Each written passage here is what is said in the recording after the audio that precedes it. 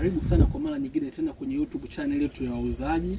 Leo nitakufundisha jinsi ya kuzuia kutumia muda mwingi Facebook. Yaani utaseti muda fulani, baada ya muda kuisha basi itakuwa inajitoa kabisa na wewe utaweza kuendelea na mambo mengine.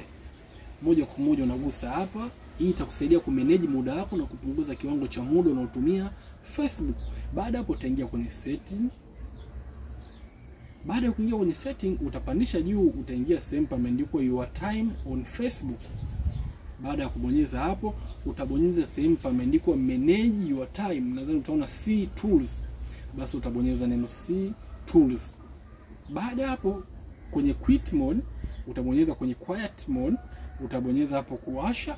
Baada hapo utaandika muda ambao unataka uwe unajitoa baada ya kutumia. Mfano ukika lisali moja ukibonyeza apply hapo, basi moja kwa moja vinaweza vitu vikajimute, kwa itategemeana na wewe. Au kwenye quiet mode baada ya kubonyeza hivyo itakuwa ina kuremind, yani na kukumbusha kutoka Facebook. Kwa hiyo itasaidia sana usitumie muda mwingi Facebook. Karibu sana, usiache kusubscribe. Video kama hizi na nyingine nyingi tayari zipo na nyingine nyingi bado zinakuja. Karibu sana.